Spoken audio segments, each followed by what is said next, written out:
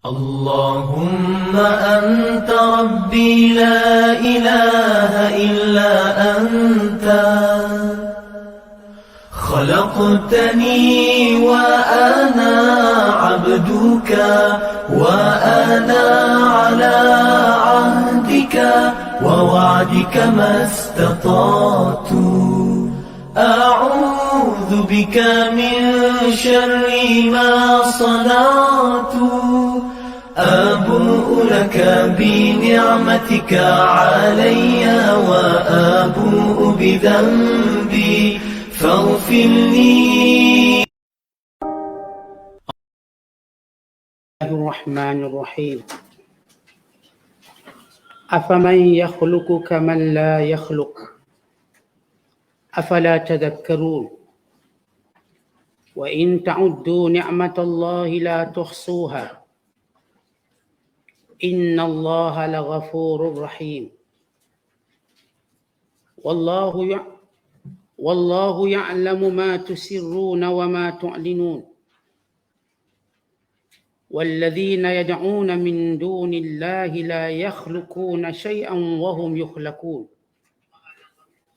أموات غير أحياء وما يشعرون أيان يبعثون إلهكم إله واحد فالذين لا يؤمنون بالآخرة قلوبهم منكرة وهم مستكبرون لا جرم أن الله يعلم ما يسرون وما يعلنون إنه لا يحب المستكبرين. صدق Allahul Azim. Maksudnya, kalau sudah demikian, adakah Allah yang menciptakan semuanya itu? Sama seperti makhluk-makhluk yang tidak menciptakan sesuatu. Maka patutkah kamu lalai sehingga kamu tidak mau beringat serta memikirkannya? Dan jika kamu menghitung nikmat Allah yang dilimpahkan kepada kamu, tiadalah kamu akan dapat menghitungnya satu persatu. Sesungguhnya Allah Maha Pengampun lagi Maha Mengasihani. Dan Allah mengetahui apa yang kamu sembunyikan dan apa yang kamu zahirkan. Dan makhluk-makhluk yang mereka sembah selain dari Allah itu tidak dapat menciptakan sesuatu pun. Bahkan merekalah yang diciptakan. Makhluk-makhluk itu tetap akan mati, bukannya kekal hidup. Dan mereka tidak mengetahui bilakah masing-masing akan dibangkitkan menerima balasan. Tuhan kamu yang berhak disembah ialah Tuhan yang satu, Maha Esa. Oleh itu orang-orang yang tidak beriman kepada hari akhirat, hati mereka ingkar dan sikap zahir mereka sombong takabur menentang kebenaran. Sebenarnya, bahawa Allah mengetahui akan apa yang mereka sembunyikan dan apa yang mereka zahirkan. Sesungguhnya ia tidak suka kepada orang-orang yang sombong takabur. Masih lagi dalam penafsiran surah An-Nahl, surah yang ke-16 pada juzuk yang ke-14, bermula daripada ayat yang ke-17 hingga ayat yang ke-23.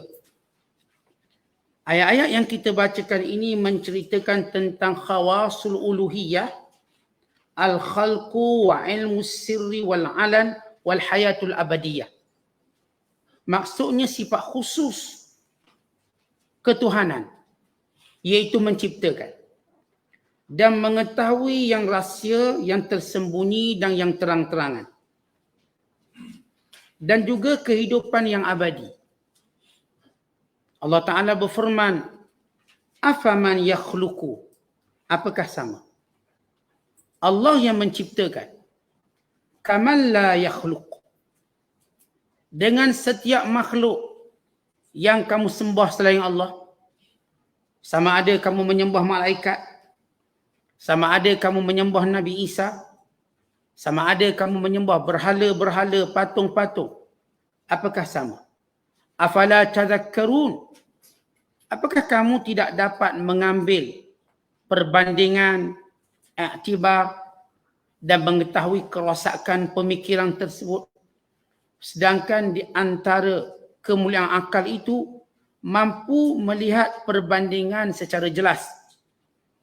Maka dalam ayat yang kita bacakan ini kata ulama, inkaru taswiyati bainal khaliq wal makhluk, iaitu suatu keingkaran bila ada yang menyamakan antara pencipta dengan yang diciptakan.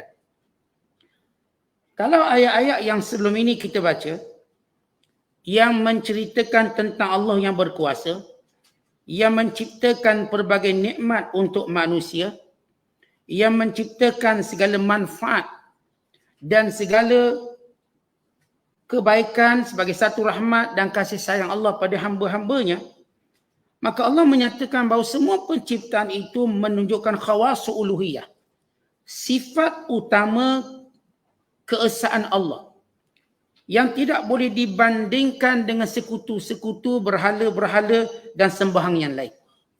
Artinya benda ni cukup jelas. Bagi yang menyembah selain Allah, bukankah ia cukup jelas untuk membedakan bahawa makhluk yang kamu sembah tidak menciptakan. Yang bersifat pencipta itu cuma Allah. Kemudian Allah Ta'ala menyebut, wa in ta'uddu ni'matallah la tuhsuha.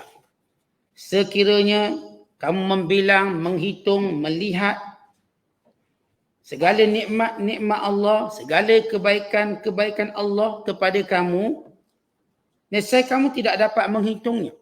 Pemberi nikmat terbesar itu Al-Mun'imul A'zam. Pemberi nikmat terbesar itu ialah Allah. Bahkan kalau sekiranya kamu ingin menghisap segala nikmat Allah, mencatat, kamu tidak mampu mencatat dan menulisnya, maka akal kamu lemah untuk membilang segala nikmat Allah. Tiba-tiba sekutu yang tidak punyai, yang tidak memberi nikmat itu yang kamu hargai, yang kamu sembah, yang kamu angkat. Yang beri nikmat, hatta nikmat ni pun kamu tak boleh kira banyak dia.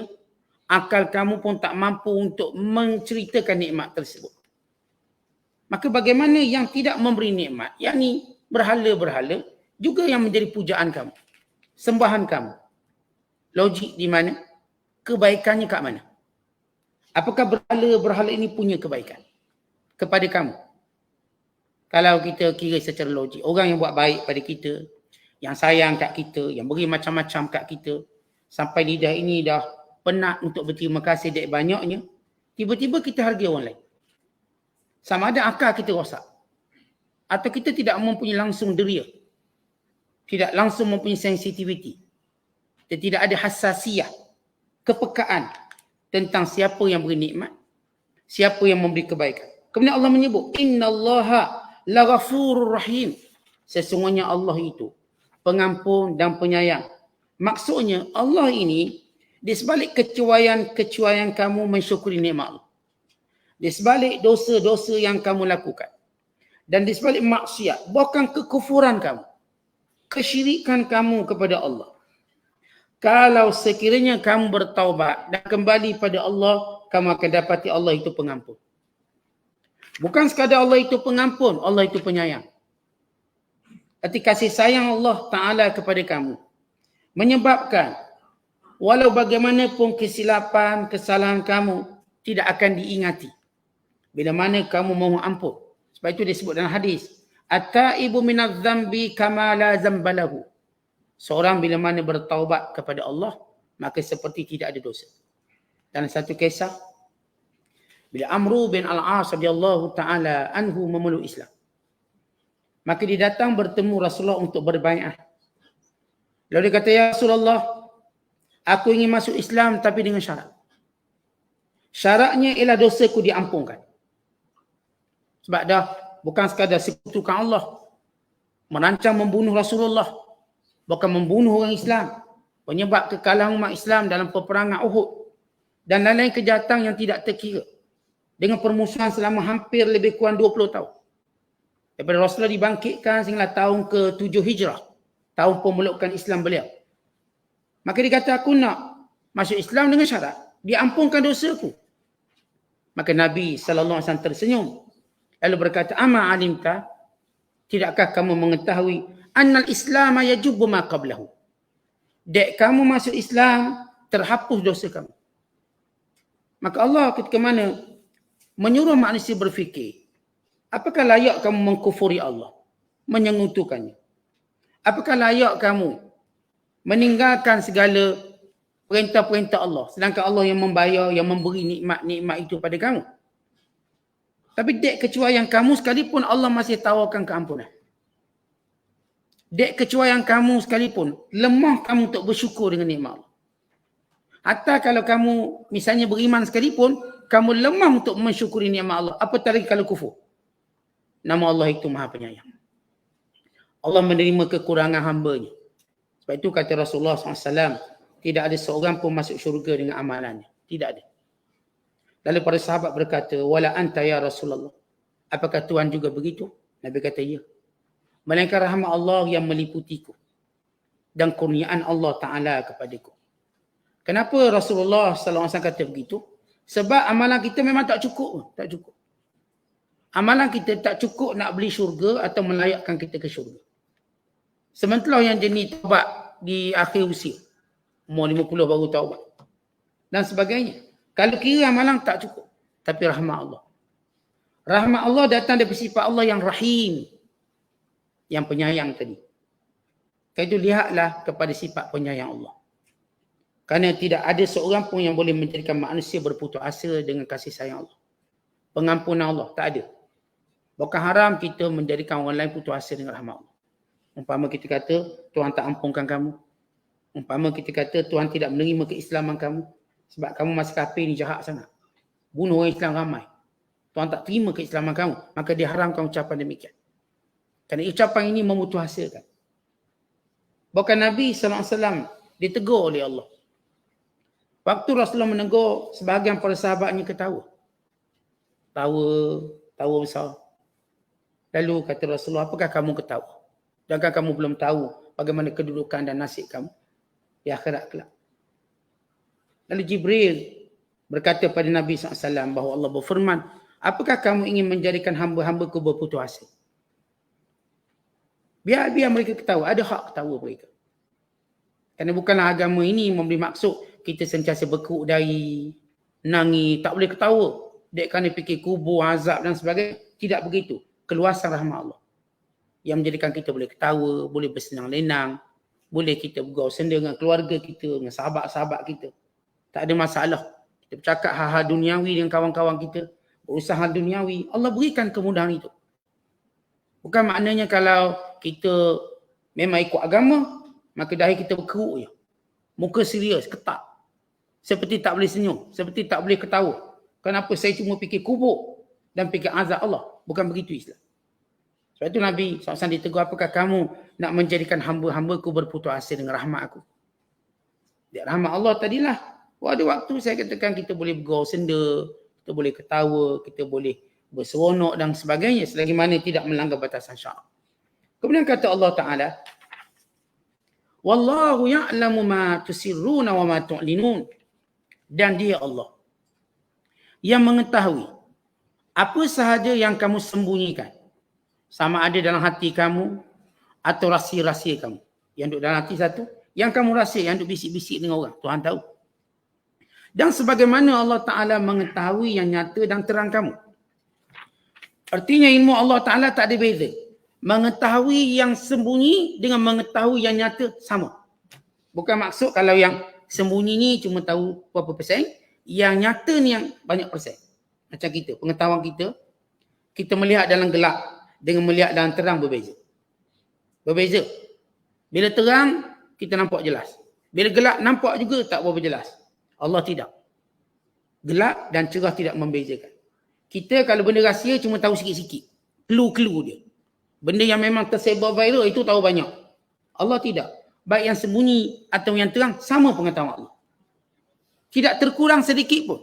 Tak jadi kalau benda itu rahsia, Allah tahu 90%, 10% tak tahu. Tidak. Kerana itu Allah menyatakan, yang kamu sembunyikan, yang kamu nyatakan pengetahuan Allah Ta'ala sama. Yang kamu bisikkan, bukan yang kamu rahsiakan dalam hati kamu, sama. Semuanya diketahui oleh Allah SWT bagi membatalkan, bagi menunjukkan lemahnya berhala, kerana berhala bukan sekadar dia tak boleh mencipta, satu. Dia tak boleh beri nikmat, dua. Bahkan berhala ini dia tak tahu apa-apa. Memang telinga besar tapi tak dengar. Memang dia tangan banyak tapi tak boleh buat apa-apa. Dia tak tahu apa-apa. Walau mata dia besar, buat berhala mata bulat. Misalnya, dia tak nampak apa-apa. Dan ayat yang lain Allah kata, dia seperti memandang kamu tapi dia tak tengok pun kamu. Kita kan kalau tengok patung, orang buat patung, kita duk rasa mata dia macam tengok ke kita. Mata dia. Tu rasa macam berantu semacam. Tengok mata tu macam, tengok kita pergi mana pun nampak. Kata Allah, dia melihat tapi tidak melihat. Macam melihat. Tapi tidak ada kuasa melihat. Maka Allah membatalkan keberhalaan itu dengan tiga. Pertama, kejadian, ciptaan. Apakah berhala boleh mencipta? Yang kedua, in'am, nikmat. Apakah berhala ni beri nikmat apa-apa kat kamu? Sebut nikmat apa dia bagi? Atau kamu yang letak makanan depan dia? Dan yang ketiga, apakah berhala ini punya pengetahuan? Dia tahu ke yang hasil yang tersembunyi? Maka ini membatalkan ketuhanan selain daripada Allah SWT. Dan ini menunjukkan, kata ulama, liyadulla ala ghaba'il musyrikin sarahatan. Menunjukkan kebodohan pada penyekutu Allah secara jelas, sarahah. Jelas bodoh. Maka Allah menyebut segala sifat-sifat ini yang tidak ada pada berhala. Yang khawas uluhiyah, yang khusus kepada Allah Subhanahu Wa Taala. Kemudian Allah Taala berkata, walladzina yad'una min dunillah, dan mereka yang menyeru selain dari Allah, la yakhluquna syai'a, tidak menciptakan walau sesuatu pun. Wahum yukhlaqun, dalam keadaan mereka lah yang diciptakan. Amwatun ghairu ahya, mati. Jamada, kaku. Ghairu ahya, tak hidup pun. Kenapa Allah menyebut perkataan ghairu ahya? Disebut amwat ghairu ahya. Di sana ada amwat yang ahya, ada amwat yang ghairu ahya. Maksud amwatun yang kaku, jamadat dalam bahasa Arab. Yang lain kata lain jamadat. Dan ghairu ahya, dia tak wujud apa-apa. Ada makhluk Allah yang kita nampak macam jamadat, macam pokok. Jamadat tapi dia membesar. Anak pokok sebab besar. Air mani, kita nampak dia macam mati. Tapi dia hidup sehingga dia membentuk manusia. Tapi asalnya dia amwat. Tapi dia ahya, dia membesar. Dia ada tanda-tanda hidup. Tapi berhala yang kamu buat ni, langsung tak nampak. Oh, tangan dia pendek-pendek kat situ. Kalau kepala dia bersatu-bersatu, dia tak membesar langsung. Kerana apa? Dia jamadat. Pokok kalau kita tanam, dia membesar. Pokok kita tanam. Dia juga jamadat. Tapi dia ahya. Jenis jamadat. Masuk jamadat ni apa? Artinya yang tidak punya roh. Kita tak panggil jamadat. Kita panggil benda makhluk yang ada roh. Binatang makhluk yang ada roh. Pokok-pokok, kayu-kayu, batu-batu, bukit, bukau. Ini kita panggil jamadat dalam bahasa Arab. Kenapa tak ada roh? La ruhalahu. Tak ada roh. Tapi sebagian yang tak ada roh itu, dia ada sifat membesar. Seperti pokok. Memang pokok tak ada roh. Tapi dia ada sifat hidup. Daripada kecil jadi besar. Daripada tak berbuah jadi berbuah. Tapi berhala yang kamu sembah tu macam tu. Jamadat kekal beku. Kekal tidak bergerak apa-apa. Tapi masih disembah. Langsung tidak nampak apa perubahan. Wa ma yash'uruna ayyana yub'atsun. Dan mereka semua, berhala-berhala pun tak tahu apa yang dia akan dipertanggungjawabkan akhirat kelak. Apa yang berlaku akhirat kelak. Allah yang mengetahui apa yang berlaku akhirat kelak. Apa yang kamu akan ditanya. Bagaimana syurganya, bagaimana nerakanya. Al-hayatul abadiyah, kehidupan abadi yang tidak diketahui oleh berhala. Berhala tak tahu apa-apa. Tanya pun tak jawab. Dia pun tak ada kitab yang diturunkan. Allah menurunkan wahyunya, menjawab semua persoalan manusia. Kita kalau baca dari awal surah Al-Fatihah sampai An-Nas, semua persoalan kita dijawab. Kita waktu ditanya pada para profesor, universiti terkenal. Satu soalan je, apa yang berlaku selepas mati? Udhkuru lana al-hayata ba'dal maut. Sebutkan pada kami, ceritakan pada kami apa berlaku sudah mati. Soalan ini menjadikan semua kaku. Profesor ni jawab, kami tak kaji. Kami tak tahu. Kami pun tak bincang. Kerana semua mereka hanya menyangka dunia sementara atau dunia ini sahaja, tak ada yang lain. Tapi kita dapati dalam Al-Quran, Allah menjawab satu persatu apa berlaku pada kita.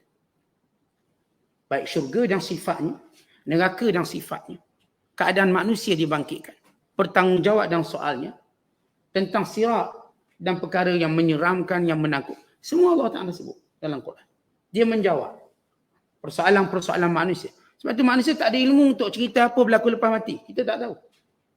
Daripada dalam kubur pun kita tak tahu. Apatah lagi nanti dibangkitkan. Maka Al-Quran menjawab semua. Sebab tu kata Allah, وَمَا يَشْعُرُونَ أَيَّانَ يُبْعَثُونَ. Ni tak tahu apa-apa pun apa yang berlaku nanti selepas dibangkitkan. أَيْ لَا يَعْلَمُونَ. Yang ni berhala-berhala tak tahu apa benda satu pun. Waktu. Kata ayyana, yang ni waktu bila mana dibangkitkan. Apa yang akan berlaku? Pertanggungjawabannya. Bukan azab. Ilahukum sebenarnya. Tuhan kamu yang sebenar. Al-mustahaqqu lil ibadati minkum. Yang patut kamu ibadat. Ilahun wahid. Tuhan satu. Pertama Allah menyebut satu benda yang membezakan semua yang menyembah lain Allah. Tuhan kamu satu. Dan ini membezakan Islam dengan semua agama lain. Tuhan kita satu. Penegasan itu disebut dalam lafaz azan dan lafaz syahadah. La ilaha illallah. Tiada Tuhan melainkan Allah. Tak ada dua, tak ada tiga. Ketika yang mana yang lain kononnya juga kata tak, kami juga tauhid. Tidak. Kamu akan disebutkan anak Tuhan, bapa Tuhan. Kamu akan disebutkan dengan isteri Tuhan. Ini berlaku semua pada agama yang diselewengkan. Wa imma dari asalnya samawi seperti Kristian dan Yahudi. Ataupun wad'i. Kita sebut agama samawiyah atau wad'iyah. Samawiyah artinya asal dari langit, wahyu. Kemudian diselewengkan. Atau wad'iyah. Wad'iyah maknanya direka oleh manusia atas dunia ni. Dipanggil wad'iyah. Dia tak ada sumber wahyu. Sama ada agama tadi disebut dinus samawi ataupun dinu wad'i. Agama samawi ataupun agama dunia yang direka oleh manusia. Kata Allah, فَالَّذِينَ لَا يُؤْمِنُونَ بِالْآخِرَةِ. Dan mereka yang tidak beriman dengan hari akhirat. Qulubuhum munkiratun. Hati-hati mereka ini munkirah. Artinya memang tidak mau percaya kerana tidak mau berfikir. Wahum mustakbirun. Dan kerana mereka sombong. Pertama Allah menyebut qulubuhum munkirah. Munkiratun, mengingkari. Ai jahidatun. Memang hati mereka ni tuan-tuan sekalian tidak mau memberi ruang untuk berfikir. Kerana kebencian, kerana hasad. Kerana mempertahankan kebodohan, mengekalkan tradisi nenek moyang. Kerana manusia ni tuan-tuan antara makhluk yang mereka boleh berfikir, tapi mereka tidak mau berfikir dengan sebenar. Akhirnya mereka berfikir perkara-perkara pecisan, mereka tidak berfikir perkara-perkara yang bersifat usul, yang keutamaan. Yang pecisan tu mereka fikir, buat tu, buat ni, fikir belaka. Tapi benda yang asas penting, iaitu Tuhan. Perhambaan, penciptaan. Ini benda yang dia penting dan mudah untuk difikirkan. Tapi dia kerana mereka tak berfikir. Kerana itu, Allah menghukum manusia yang tak gunakan akal dengan azab yang kekal dalam neraka. Sebab satu jenayah paling besar bila tak gunakan akal berfikir perkara yang penting. Kita kadang-kadang anak-anak kita marah sebab dia tak fikir. Tak fikir ke benda ni? Bila dia buat perkara yang bodoh-bodoh, membahayakan. Kita katakan kita akan hukum sebab dia tak nak fikir benda tu. Jenayah paling besar bila tidak menggunakan akal untuk berfikir pada perkara yang paling penting dalam kehidupan mereka dan sedangkan benda itu senang difikirkan. Senang aja. Bukan susah. Berhala ni tak cipta. Berhala ni tak beri nikmat. Berhala ni tak dengar, tak cakap. Tak beri manfaat, tak beri mudarat. Susah ke nak fikir? Kena buat rumusan ke? Kena masuk dalam makmah dulu ke berhala ni? Tengok pun tahu memang tak boleh buat apa. Kita tengok betul tak boleh buat apa ni. Apatah lagi dia diciptakan. Daripada bahan-bahan yang manusia ambil. Manusia perolehi. Maka jenayah tak gunakan akal satu jenayah yang besar. Yang diazab sehingga kekal di hari akhirat kelak. Kata Allah, La jarama anna Allah ya'lamu ma yusiruna wa ma yu'linun. Bila Allah Ta'ala menyatakan, La jarama, haqqan, memang sebenarnya. La jaram. La jarama, dalam bahasa lain atau perkataan lain juga ialah haqqan, sebenar-benarnya. Tak ada yang lain, sebenar-benarnya. Anna Allah, sesungguhnya Allah mengetahui ma yusirun, apa yang mereka sembunyikan. Wa ma yu'linun, dan apa yang mereka nyata terangkan. Maksudnya ialah Allah akan membalas setiap perbuatan mereka. Yang kamu sembunyi daripada kejahatan kamu, kekufuran kamu. Yang kamu tunjukkan secara terang-terang kejahatan kamu, kekufuran kamu, kebodohan kamu, maka Allah Ta'ala yujazihim bizalika. Allah akan hukum kamu. Innahu, sesungguhnya Allah, la yuhibbul mustakbirin. Tidak suka kepada orang yang sombong. Jadi Allah beri satu sebab utama. Kenapa manusia tak beriman? Sebab dia ada sombong. Bila dia ada sombong, penyakit kalau ada sombong, dia tak akan mengiktiraf. Orang kalau sombong, dia tak akan iktiraf kebaikan orang lain. Orang kalau sombong, dia tak akan iktiraf ilmu orang lain. Orang kalau sombong, dia tak akan pandang dan fikir orang lain. Dia fikir dia je. Kesombongan penyebab terhalang seorang itu dapat hidayah. Sebab itu tuan-tuan sekalian, kita dalam kehidupan beragama, perkara yang paling penting kita jaga ialah elakkan kesombongan dan beragama. Hatta bila Allah Ta'ala berikan kita ketaatan padanya, kita melaia kurnia Allah. Bukan kerana usaha kita, bukan kerana hebat kita, tidak. Allah memberikan kepada kita ilham untuk beribadat, untuk bersyukur, untuk melakukan ketaatan. Semuanya kita katakan daripada kurnia Allah pada kita. Kalau kita kata ni saya buat sendiri kerana tenaga saya, kerana usaha pak kerak saya, tulang pak kerak saya, maka ini mengundang kemurkaan Allah. Semua benda dalam kehidupan ini, dalam beragama dan hal-hal duniawi yang Allah haramkan kita merasa sombong dan lebih baik pada orang lain. Bukan kita sentiasa diajar merendah diri. Kerana orang yang merendah diri akalnya tajam, akalnya bijak. Orang yang sombong maka akalnya menjadi tumpul dan menjadi dungu. Betul, orang sombong ni tidak dipikir cerdik-cerdik. Dia tak boleh fikir baik. Tapi orang yang merendah diri dia dapat berfikir dengan baik. Sebab Allah suburkan akal yang merendah diri. Allah suburkan. Idea dia banyak. Ilmu dia pun memberi manfaat. Sebab apa? Dia menyediakan satu tapak yang menjadikan semuanya subur. Sebab kalau kita sombong seperti kita menyediakan tanah gersang dan kita harapkan tumbuh-tumbuhan, maka dia tak akan hidup apa-apa. Tapi kalau kita rasa rendah diri, kita menyediakan satu tanah subur. Apa pun yang dicampurkan maka dia akan hidup dengan baik. Idea kita baik, keputusan kita baik, semua benda-benda baik. Ya Allah Ta'ala memberitahu suatu perbandingan yang mudah untuk dinilai oleh akal. Tapi kalau akal tadi tidak mau menggunakan penilaian mudah ini, sombong. Takkan tak tahu beza ni dengan ni. Takkan tak tahu. Melainkan kamu sombong. Walau benda tu mudah je nak beza. Ni Tuhan ke bukan Tuhan? Terlalu mudah. Budak kecil pun tahu, budak tadika pun tahu. Tapi bila ada orang yang tidak mau menerima, kalau kita katakan kita bawa sawang ni, tuan-tuan, kita kata ni sawan, misalnya gelas, dia bukan ni pinggang. Kita pun kata orang ni memang sombong. Walau dia tahu, tapi kerana dia dengki, kerana dia sombong. Kita kata ni buku, tak, bukan buku. Dia sebut ini sekian-sekian. Maka kalau dia tak nak fikir benda basic, dia telah menunjukkan kesombongan yang terang. Dalam perkara yang paling Allah benci, kesombongan dalam hal ketuhanan. Orang yang menyembah berhala dan menyembah selain Allah, tidak lain melainkan mereka kerana sombong. Dan orang sombong, Tuhan tak akan beri hidayah. Bila orang tu merendah diri, dia mula berfikir balik, tengok balik, maka orang ni yang mendapat hidayah. Itu bila kita baca sejarah Abu Darda radhiyallahu ta'ala anhu, bila dia penyembah berhala tegar, waktu Rasulullah datang ke Madinah, dia masih belum Islam. Dan dia memeluk Islam selepas tamatnya perang Badar. Dan dia amat menyintai saudaranya Abdullah bin Rawahah. Di mana Abdullah bin Rawahah ni baik dengan Abu Darda radhiyallahu ta'ala anhu, yang dia sentiasa duduk sembah berhala. Sembah berhala, wangikan berhala, siapkan makanan berhala. Lalu pada ketika Abu Darda keluar berniaga, maka Abdullah bin Rawahah masuk dengan anaknya, ambil berhala, buang dalam telaga. Maka begitu dia buang. Lalu kata Abu Darda, tak jadi, Tuhan asyik kena buang. Dia pun letak pedang, ikat pedang dekat berhala. Ni kalau dia buang sekali, dia ada orang colek kamu guna pedang, lawang dia. Lalu Abdullah bin Rawahah masuk lagi, dia ikat dengan bangkai anak anjing. Dia buang dalam telaga sekali lagi. Lalu kata Abu Darda, bila jumpa berhala dia ikat dengan anak anjing. Pedang tu ganti dengan anak anjing, bangkai. Kalau kamu Tuhan, takkan kamu diperhinakan macam ni?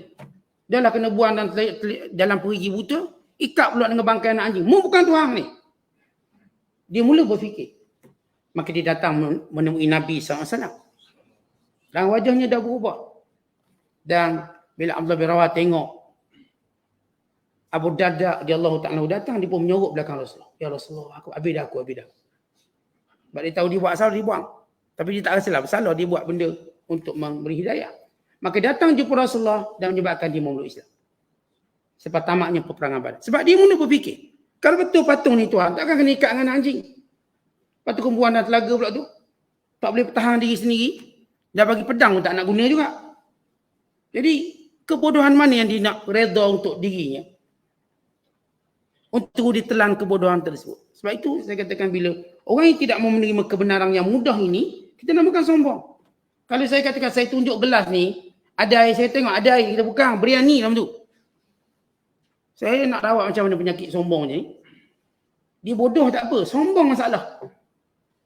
Bodoh sombong masalah. Dia bodoh, kita ajar dia ikut. Tapi kalau dia bodoh sombong, tuan-tuan nak cakap apa? Maka itulah punca kekufuran penyembah berhala. Itu punca kekufuran manusia. Wallahu a'lam. Assalamualaikum.